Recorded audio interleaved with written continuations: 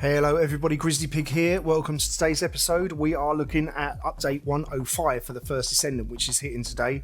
We're just going to go over the main things because there's a lot of bug fixes and stuff like that. All of it is really juicy. There's quite a lot of interesting stuff in the bug fixes, but I just can't read it all. So I'm going to leave a link in the description for the website here for you to have a look at.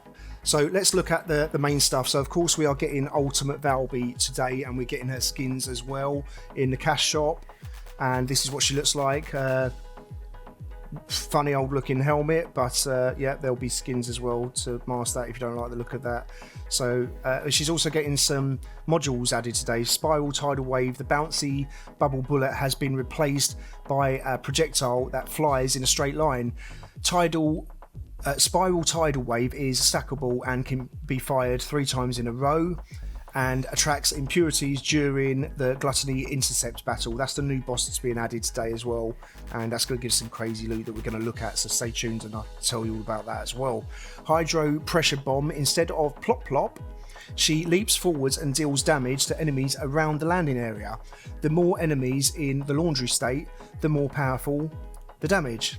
So maybe we'll see this ability used more. I don't use this in my Valby run because it makes me not move for a second at the start of the animation, and I'm possibly getting hit by the hockey pucks that the boss throws out, or the floor targeted AoE that it does. So I don't generally use that, but maybe I will use this module if I can get hold of it. Be interesting. Maybe the other one as well. That also sounds pretty good. The first one. They're both very good modules on paper. Added Ultimate Valby amorphous materials. So basically, all of these amorphous materials here are going to be where you'll get Valby from now in future. They're changing them to have an AA written in their name. So they're all going to now, instead of have like say some generic item like a energy activator piece there at 3% chance, they're now putting Valby pieces in there as well. The ultimate Valby pieces, I mean. So interesting. So what have we got? 1, 2, 3, 4, 5, 6, 7, 8, 9, 10, 11, 12. Yeah, so 3 amorphous materials per piece for Valby, as usual with all the other ultimates. The amorphous materials of the AA variant can be acquired and used in the same place as original, so they're just literally changing the loot for those ones to incorporate Valby ultimate pieces into the game. And you'll see that they're doing this for the new character they're putting in the game as well, Luna, today also. So when we get to that bit, it's the same, just like copy paste what I said. I'm not going to go over it again. So let's have a look at her skills. So she's basically a music-based champion, by the way, Descendant. Using any skill increases the inspiration gauge. That's her secondary resource there, which allows Luna to use enhanced skills. So each of her 4 skills are going to get improved when she fills this gauge up. Some of them are going to be really OP.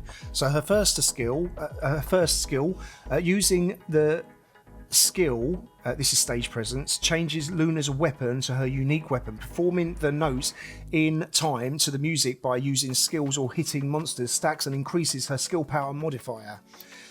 Next skill, Passionate Stage. Using the skill makes Luna play upbeat music, increasing the skill power modifier of Luna and her allies. Really crazy for buffing Lepic, so Short Ass or Muggle or Elgum is going to want to build this champion for sure, and I want to see what she can do to my spell power. That's going to be crazy. Gaining the enhanced effect increases the skill power modifier even more, and also increases the skill critical hit rate of damage of allies. So sometimes it's a little bit RNG how much damage I do on bosses when I go in because of the crit rate on skills. So if she can increase that, then it should make for a more consistent amount of damage being knocked out at the start of bosses that I'm trying to cheese with my Lepic. Third skill, Relaxing Act. Using the skill makes Luna play relaxing music. Hitting the enemy with a note grants an effect that instantly recovers the MP of Luna and her allies. That's really OP because sometimes I just want to use a grenade after using my ultimate and I just cannot do it if we don't get the boss down in the first 10 seconds. Talk about Frostwalker, for example. And also if I don't have enough MP to cast my ultimate by the time I've got it the next time round, then we're really screwed for damage. Gaining the enhanced effect increases MP recovery and reduces skill cost. So this could be something that Luna can crack open on initiating the boss next to Lepic, and he will be able to fire more shots possibly. Maybe Lepic will have to change his build to account for this, but yeah, I wouldn't go ahead and do that. The number 4 ability, Delightful Stage. Using the skill makes Luna play delightful music. Hitting an enemy with a note increases inspiration gauge and decreases the skill cooldown of allies. Super crazy again for Lepic, or for everyone. This champion is just going to really help every Descendant out in the game. Skill cooldown of allies there. So basically, if I'm on Frostwalker and we don't kill it in the first 10 seconds, then if I want to then have my ultimate up by the time the boss is back up after the weak point knees are dealt with, I have to kill myself, like get the boss to kill me, so that I've got the cooldown and the MP to do it.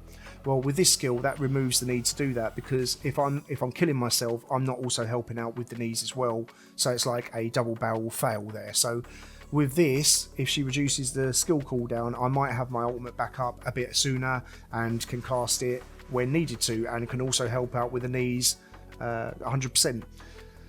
Gaining the enhanced effect increases the inspiration gauge even more and immediately resets the cooldown of allies. Well, yeah, just take my money. that skill is just crazy. Completely reset the cooldown of allies. Wow. Okay, let's have a look at modification modules. So Nimble Footstep, this modification module enhances Luna's movement speed and amplifies the effect range of her performance, making it easier to support her allies. So this is basically the one you want to take if you want to be a support Luna, because it increases your movement speed and the range in which your effects are effective, like hitting players that's in a bigger radius basically. So the next one, Noise Surge, transforms all of Luna's skills to combat skills. Performing the notes in rhythm unleashes a powerful AoE attack. When the inspiration gauge is full, summons a moving stage where she dances to recover MP and shield. So this is the module that you're going to want to take if you want to be a damage dealing Luna. So 2 different types of modules, chalk and cheese right there. So this stage thing, this would be interesting to see what this looks like as well. And notice how it says notes in rhythm, so performing notes in rhythm. So it's another thing that you're going to have to look at in the game if you're playing this character that is unique to her, that you're going to have to try and get the notes to play in time to get the best performance out of this character. Right, again, as I mentioned, amorphous materials are being modified for Luna as well. They're putting the ultimate, sorry, not the ultimate, just her basic version into these patterns listed here. So, yep, interesting. Right, so getting near the end now, we're just going to have a look at the boss and then the new weapon that's out. So added a new hard difficulty void insect battle, Gluttony. This is what he looks like, just like the Devourer basically. Intercept Gluttony to collect the Hungry Sonic external components set, which we'll talk about as well, and the blueprint of the ultimate weapon, Peacemaker. Right, Gluttony external component set, Hungry Sonic set, 2-piece set, grants toxic resistance. Amazing. Because is he going to be toxic? I don't know, I'm not sure. But he's going to be a hard boss, this one.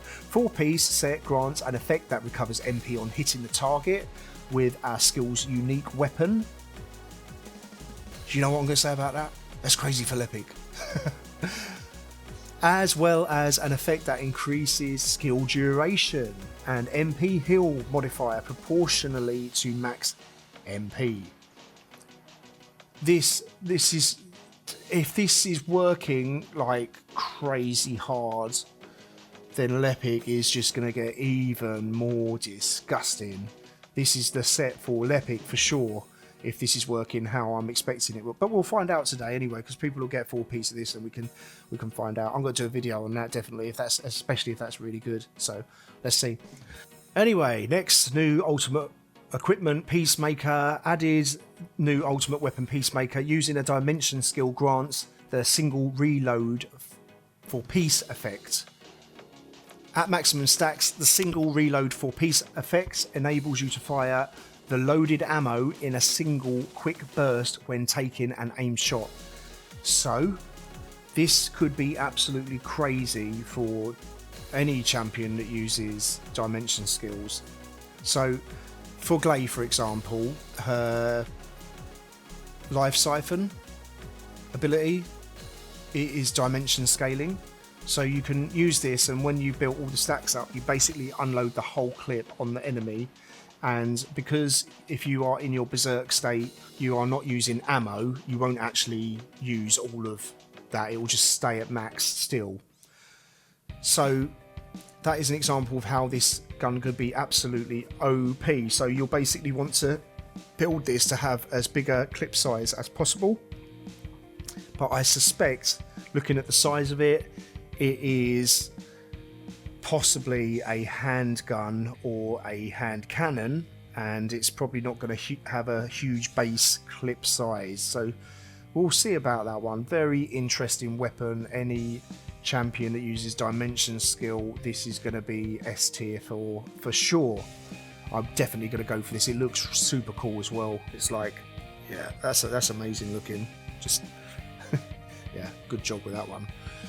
New module, Arc Concretion, decreases movement speed, firearm attack, and all attribute attack except for non-attribute attack every time a skill is used. But each stack of Arc Concretion increases defense and MP. So this is obviously, goes without saying, that this is going to suit Ajax down to a T, because he is a tanky champion that is non-attribute. So it is a tanky module, this one. Added new products into the cash shop here, so basically we're getting stuff for Luna and Valby, and they're also adding control axis times 30 and fine adjustment control axis times 20 also into the cash shop as well. And that is about all for now. I'm not going to go over the rest of the stuff here. There is some really juicy stuff here to look at. Like, I will point out, Enduring Legacy is getting buffed like crazy for its critical hit damage, as is the Secret Garden and Liestra's Devotion. Their base stats are basically being hugely buffed to be basically the highest multiplier in, with critical hit damage in the game at 2.25 pretty much. So that's really, really crazy. Yep, lots of bug fixes, lots of good news here. I'm not going to go over it all because it would just take too long going through it, and it would be a bit tedious. But I appreciate you guys stopping by. If you made it this far, I would like to say a big thank you. If you would leave me a like and drop a comment, that'd be amazing. And please don't forget to subscribe. I will see you guys next time.